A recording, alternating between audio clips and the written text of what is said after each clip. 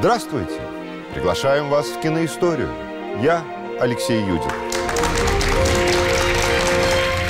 Il était du monde où les plus belles choses ont le pire destin. Это французская поэзия, причем классическая.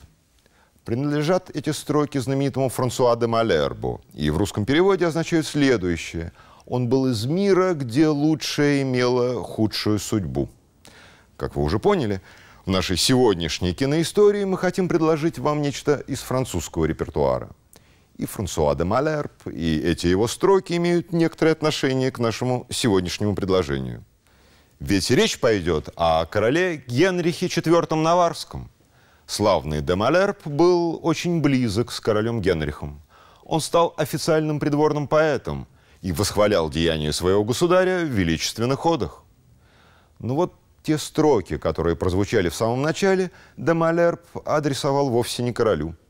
Но как неожиданно и пронзительно они могут прозвучать о судьбе самого Генриха IV. В исторической памяти французов этот монарх навсегда остался «le bon roi Henri» – добрым королем Анри. Вольтер представлял его идеализированным героем, который правил Францией и по праву завоевания, и по праву рождения. «Пою героя, кто, разрушивши коварство, оружием достал французское государство, кто, долго странствуя меж сопротивных сил, наследие свое через храбрость получил. Злых возмутителей испанцев был гонитель, стал подданных своих отец и покровитель».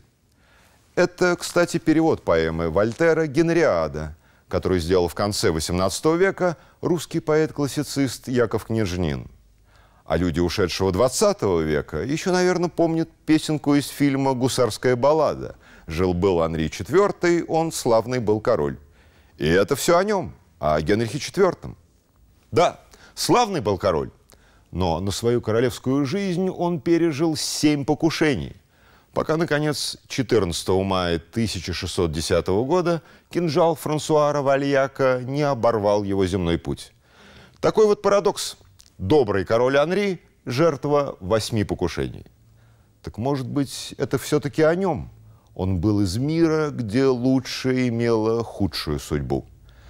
Попробуем сегодня разобраться с этой загадкой истории. Но сначала посмотрим французский телевизионный фильм «Убийство Генриха IV».